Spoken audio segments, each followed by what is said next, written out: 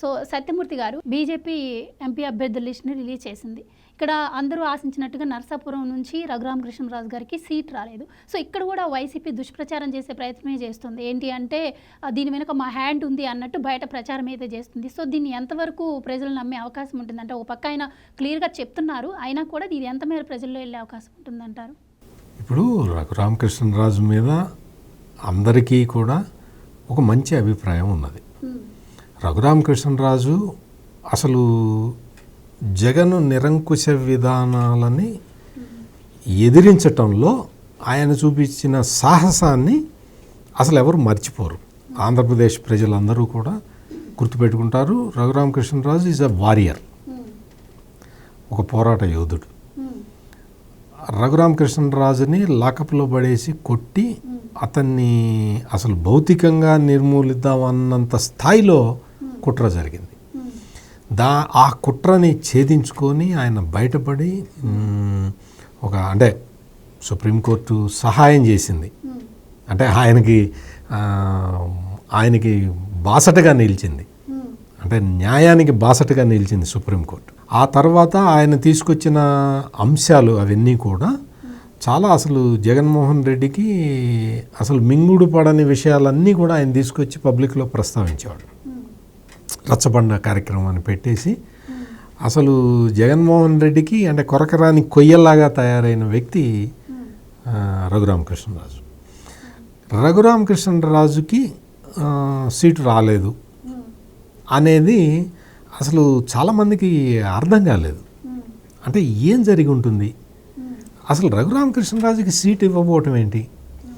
రఘురామకృష్ణరాజు కన్నా ఈ వైసీపీ మీద పోరాటం చేసిన వాళ్ళు ఇంకా వేరే వాళ్ళు ఎవరన్నా ఉన్నారా? అసలు మరి అంత పోరాట యోధుడికి టికెట్ ఎందుకు ఇవ్వలేదు?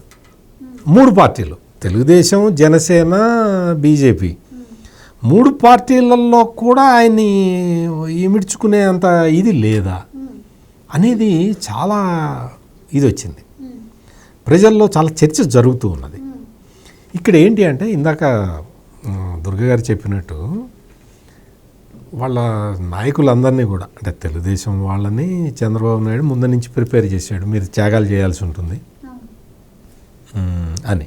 అదేవిధంగా పవన్ కళ్యాణ్ కూడా ఆయన చెప్తూ ఉన్నాడు, మనం ఒంటరిగా వెళ్తే ఏం జరిగిందో లాస్ట్ టైం తెలుసు, అందుకని ఇప్పుడు మనం ఏం చేయాలనేది నేను డిసైడ్ చేస్తాను, మీరు దయచేసి నన్ను నమ్మండి, నేను ఒక నిర్ణయం తీసుకుంటాను మన పార్టీకి ఉపయోగపడేలాగా అని ఆయన చెప్పాడు.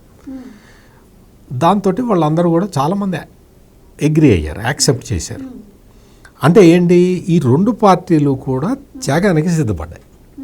అదేవిధంగా భారతీయ జనతా పార్టీ ఏంటంటే ఇప్పటి వరకు ఇండిపెండెంట్గా ఆంధ్రప్రదేశ్లో ఇండిపెండెంట్గా మనం ఎదుగుదామన్న ఉద్దేశంతో క్షేత్రస్థాయిలో చాలా కార్యక్రమాలు చేపట్టి చాలామంది నాయకులను తయారు చేసుకుని ఉన్నది భారతీయ జనతా పార్టీ.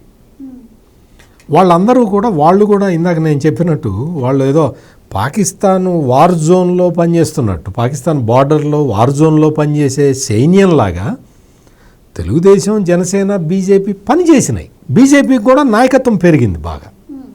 దాంతో ఏమవుతుంది, వాళ్ళందరూ కూడా టిక్కెట్లు ఆశిస్తారు కదా, టిక్కెట్లు ఆశిస్తారు. నాయకత్వం తీసుకొని నాయకత్వ బాధ్యతలను మనం తీసుకొని మన నియోజకవర్గంలో ఎంపీగానో ఎమ్మెల్యేగానో మనం గెలిచి ఇంతకాలం ప్రజలు పడ్డ బాధల నుంచి వాళ్ళని దూరం చేద్దామన్న ఆలోచన ఉంటుంది ప్రతి వాళ్ళకి.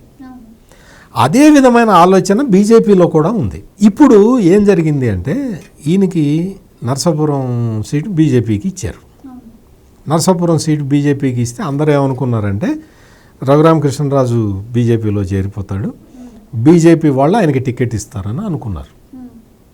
ఇదే విషయాన్ని ఆయన కూడా నమ్మాడు. ఆయనకు ఇప్పుడు రఘురామకృష్ణరాజు అంటే ఆయన ది బెస్ట్ పార్లమెంటేరియన్. ఆయన వేసిన ప్రశ్నలు కానీ, ఆయన చేసిన డిబేట్లు కానీ, ఆయన పార్లమెంటులో ఆయనకున్న అటెండెన్స్ కానీ ఇవన్నీ చూసినప్పుడు he is the best parliamentarian అని మనం చెప్పచ్చు. అటువంటి వ్యక్తికి భారతీయ జనతా పార్టీ కూడా ప్రిఫరెన్స్ ఇస్తుందని అనుకుంటారు. అంటే అప్పటి వరకు ఆయన వైసీపీలో ఉన్నాడు, ఇప్పుడు కూడా వైసీపీలోనే ఉన్నాడు. కాకపోతే ఏంటంటే ఈజ్ ద బెస్ట్ పార్లమెంటేరియన్ కాబట్టి ఈయనకి ప్రిఫరెన్స్ భారతీయ జనతా పార్టీ కూడా వాళ్ళు అవినీతికి వ్యతిరేకంగా పోరాడే పార్టీనే కదా, వాళ్ళు జాతీయ స్థాయిలో అదే చేస్తున్నారు. వైసీపీ మీద కూడా చెప్పాడు, మొన్న అమిత్ షా వచ్చినప్పుడు చెప్పాడు కదా, ఇక్కడంతా కరప్షన్ తీవ్ర స్థాయిలో ఉంది, భారతదేశంలో ఇంత అవినీతికరమైన ప్రభుత్వం అసలు ఎక్కడా లేదని చెప్పి అమిత్ షా కూడా చెప్పాడు. అప్పటికి పొత్తు లేదుగా. అంటే బీజేపీ కూడా ఈ అవినీతి పాలనకి వ్యతిరేకంగానే ఉన్నది. సో ఒక మంచి క్యాండిడేట్ని నరసాపురంలో పెడతారు, ఆ మంచి క్యాండిడేటు రఘురామకృష్ణరాజు అవుతాడని అందరూ అనుకున్నారు.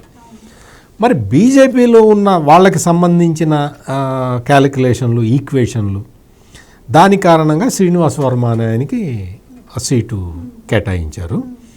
ఇప్పుడు మరి రఘురామకృష్ణరాజుని వేరే తెలుగుదేశం పార్టీ అకామిడేట్ చేయాలని చూస్తున్నది. మరి అది ఎంతవరకు సాధ్యమవుతుందనేది మనకి తెలియదు. కానీ రఘురామకృష్ణరాజుని విజయనగరం ఎంపీగా పోటీ చేయించాలనేది ఒక ప్రపోజల్ అయితే నడుస్తున్నది. అది మరి తెలుగుదేశం డిక్లేర్ చేస్తే కానీ మనకు తెలీదు. డిక్లేర్ చేసినా చేయకపోయినా ఇప్పుడు జరిగిన పరిణామంలో రఘురామకృష్ణరాజుకి అన్యాయం జరిగినట్టు మనకు కనిపించిన చంద్రబాబు నాయుడు అయితే ఆయన చాలా స్పష్టంగా చెప్పాడు, జగన్మోహన్ రెడ్డి బాధితుడు రఘురామకృష్ణరాజు, జగన్మోహన్ రెడ్డి బాధితులందరికీ మేము న్యాయం చేస్తాము అని చంద్రబాబు నాయుడు ఇప్పటికే చాలాసార్లు చెప్పారు. కాబట్టి రఘురామకృష్ణరాజు సేవల్ని ఎట్లా ఉపయోగించుకుంటారు అంటే ఎమ్మెల్యేగా పంపిస్తారా, లేదు విజయనగరం ఎంపీగా ప్రపోజ్ చేస్తారా, దానికి బీజేపీ ఏ విధంగా స్పందిస్తుంది అంటే బీజేపీ కూడా చెప్పాలి కదా, బీజేపీకి కూడా చెప్పి చేయాలి కదా, ఎంపీ సీటు కాబట్టి. సో ఇవన్నీ కూడా ఒక రకమైన అంటే ఇంకా చర్చల స్థాయిలో ఉన్నాయి. బట్ అందరూ నమ్ముతున్నది ఏంటి అంటే రఘురామకృష్ణరాజుకి ఎలాంటి అన్యాయం జరగదు అనేది మాత్రం ఇప్పటివరకు జరుగుతున్న పరిణామాలు చూస్తే మనకు అర్థమవుతున్నది. వైసీపీ మీద అంత తీవ్ర స్థాయిలో ఆయన పోరాడాడు కాబట్టి ఆయనకి న్యాయం జరగాలని చాలామంది కోరుకుంటున్నారు.